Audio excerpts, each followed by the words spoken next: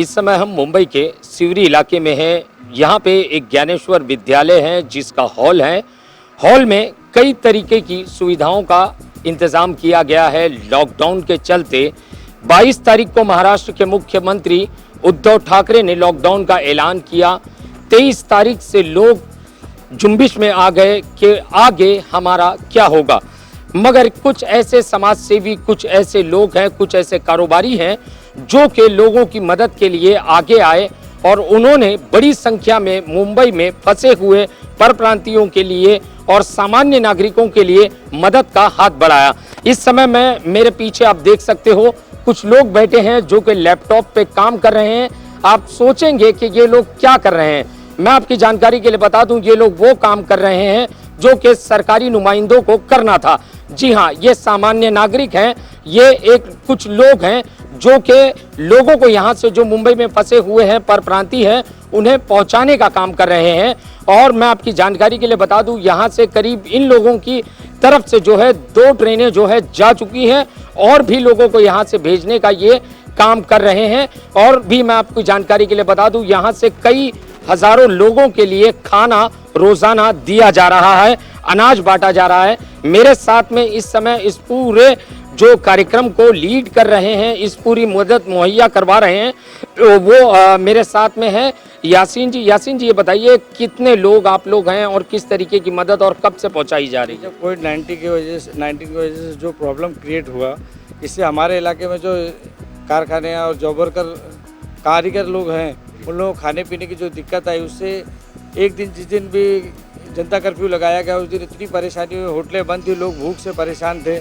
ऐसे लोगों की परेशानी को देखते हुए हमारे नेशनल मार्केट एसोसिएशन के लोगों ने एक मीटिंग ली अर्जेंट और सोचा कि अगर इसी तरह के आगे हालात रहेंगे तो कैसे काम चलेगा। ये लोग जब होटलें बंद है, खाने पीने का कोई इंतजाम नहीं है, तो इनके लिए कुछ ना कुछ करना पड़ेगा। तो मार्केट के लोग बैठकर सब लोग आपस में शेयर करके पैसा जमा किए और 23 तारीख से दूसरे दिन से सारे लोग खाना बनाना शुरू किए। बनाने के लिए हम लोग ने बावर्ची बुलाया और खाने का शुरू किया। लगभग 2000 आदमी का दोपहर का खाना और 2000 आदमी का रात का खाना, ये लगभग हम लोग 2 महीने से बनाते चले आ रहे हैं। अभी रमज़ान का महीना आने के बाद अब उसमें प्रॉब्लम ये हुआ कि लोग सहरी करने कहाँ जाए, सारी दुकानें बंद हैं। तो सहरी के लिए हम लोगों ने क्या किया कि लगभग 1500 लोगों का सुबह में सहरी का इंतज़ाम किया, जो हमारे हिंदू भाई हैं, क्योंकि हम लोग रोज़ा रखेंगे लेकिन वो खाना खाने कहाँ जाएंगे। तो ये देखते हुए हमने लगभग लिस्ट बनाई सारे लोगों की कि हमारे हिंदू भाई कितने हैं। तो लगभग 800 से लेकर 900 हिंदू भाई थे। उनके खाने का इंतजाम यानी डिनर का इंतजाम भी हमने दोपहर का किया और शाम को हमने अफ्तारी का भी इंतजाम किया, जिससे हम फल फ्रूट मंगाते हैं, अफ्तारी भी तैयार करते हैं और रात का खाना भी देते हैं। ये सारा काम हम लोग करते चले आ रहे हैं। इसमें जितना भी है इलाके के बहुत सारे लोग ने ये सहयोग किया। इसमें सबसे बड़ा रोल हमारे मुंबई पुलिस का है। मुंबई पुलिस का बहुत बड़ा रोल है कि हमको जगह नहीं थी, उन्होंने यह हॉल हमको, हमारे डीसीपी सौरभ त्रिपाठी साहब ने और एसीपी हमारे दिलेकर साहब और हमारे सीनियर RK मार्के, उन्होंने ये हॉल हमको फ्री में दिलाया, जिसकी वजह से हम ये सारे काम कर पाए। और ये सब काम करने में और भाग दौड़ करने में हमारे साजिद सिद्दीकी का बहुत बड़ा रोल है। सारी जगहों पे भाग भाग के जो भी हमको कठिनाई होती थी वो ऑफिसरों से, अधिकारियों से मिलकर वो सारी सुविधा हमको दिलाते थे और जिसकी वजह से हम ये सारा काम कर पाए। अभी तक जो खाने का प्रॉब्लम था वो तो चलो हम करते रहे, लेकिन लोग इतने परेशान हो गए, लोगों के पास पैसा नहीं। मान लो हम खाने पीने का इंतजाम कर सकते लेकिन उनको दवाइयों का इंतजाम कौन करे, उनके लिए बच्चों के लिए दूध चाहिए, दूध का इंतजाम कौन करे, दूसरी ज़रूरतें हैं आदमी की उसको कैसे करे, फ़ोन रिफ़िल कराना है, लोगों के पास पैसा नहीं रह गया। लोग इतने परेशान हो गए कि पैदल जाना शुरू कर दिए। रात को छुप छुप के जाने लगी, पुलिस उनको मार भी रही है, लेकिन वो गलियों से, रेल पटरियों से, कहीं से भी जा रहे पैदल, नासिक यहाँ वहाँ, बोले आज नहीं तो कल 10 दिन 15 दिन महीने पहुँचे। तो ये परेशानी को हम लोग देखते हुए फिर एक मीटिंग लिए और सोचे इसके लिए कुछ ना कुछ करना पड़ेगा। हम लोग सारे लोग, हमारे मार्केट एसोसिएशन के लोग गए, डीसीपी साहब से बात किए। डीसीपी साहब ने बोला कि देखो पुलिस के पास इतना काम है कि ये सारी चीज़ें कर नहीं पा रही, वो कोशिश तो करती है लेकिन स्टाफ की कमी की वजह से हो नहीं पा रहा। अगर आप लोग सहयोग करें और हमें लिस्ट बना के दें, फॉर्म इकट्ठा करें, तो उसको वेरीफाई करके हम लोग तुरंत आपको करके देते हैं। और हम लोगों ने क्या किया, ताबड़तोड़ 2 दिन 3 दिन के अंदर हम लोग ने सारा ये प्रोसीजर कंप्लीट करके डीसीपी साहब को दिया और उन्होंने बहुत सहयोग किया। डीसीपी साहब ने यूपी सीएमओ को भेजा और वहाँ से 1 दिन में अप्रूवल आया और आने के बाद उन्होंने यहाँ रेलवे के पास गए छत्रपति शिवाजी टर्मिनस में और वहाँ से उन्होंने क्या किया, रेलवे का पास कराया। उसमें लगभग 1600 लोग सबसे पहले यहाँ से जो ट्रेन गई वो बांदा के लिए गई। उनमें उनके खाने पीने का, उनके लिए पानी, नाश्ता, सारा इंतजाम महाराष्ट्र गवर्नमेंट ने कराया। टिकट का जितना भी इंतजाम था रेलवे का, वो महाराष्ट्र गवर्नमेंट ने फ्री करके दिया। महाराष्ट्र गवर्नमेंट जो है ना बहुत अच्छा काम कर रही है, और मैं सोचता हूँ कि लोगों ने इतना सोचा भी नहीं होगा। जो काम उद्धव ठाकरे की सरकार ने किया है उससे यहाँ के लोग बहुत खुश हैं। यहाँ तक कि बीएसटी का अभी खाली हमको एक तकलीफ थी कि बीएसटी वाले थोड़ा कॉपरेट नहीं कर रहे।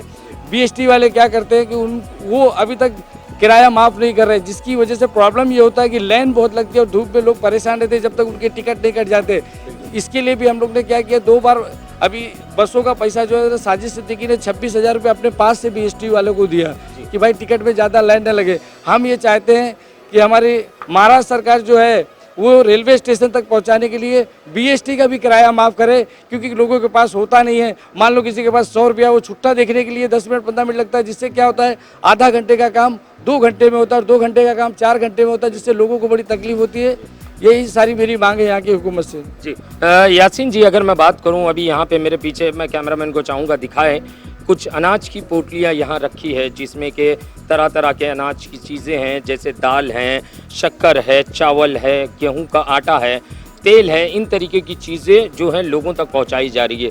तो ये किस तरीके से मदद पहुँचाई जा रही है और किन लोगों तक पहुँचाई जा रही है? अब जब हम लोगों ने काम स्टार्ट किया, खाना बनाने का किया, तो उसमें तो कारीगर का तबका था, जो लेबर क्लास था, जो वो लोग थे जो सिंगल रहते हैं घरों में या कारखानों में रहते, फैक्ट्री में रहते, वो तो आके खाना ले जाते हैं। लेकिन फैमिली के लोग खाना लेने आने के लिए ज़रा शर्म महसूस कर रहे थे, और ये चीज़ को अपने बापा के लोग इज्जत के हिसाब से या ये चीज़ को देखते हुए आना पसंद नहीं कर रहे थे। लेकिन उनकी ज़रूरतें बहुत थी।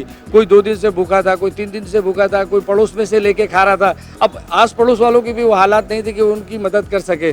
इसकी वजह से हम सब लोगों ने फिर मीटिंग किया और हम लोगों ने क्या किया, लोगों से सर्वे कराया कि किस जगह पे लोग ज़्यादा परेशान, जो ज़्यादा ज़रूरतमंद है, ऐसे लोगों का हम लोग ने सर्वे कराने के बाद और लिस्ट तैयार किया। लिस्ट तैयार कराने के बाद हमने करीब 20 किलो का एक पैकेट बनाया। 10 किलो चावल, 5 किलो आटा, 2 किलो दाल, नमक, 1 किलो शक्कर, चाय की पत्ती और तेल, ऐसा करके लगभग 20 किलो का पैकेट बना के लोगों के घरों में पहुंचाने का काम किया।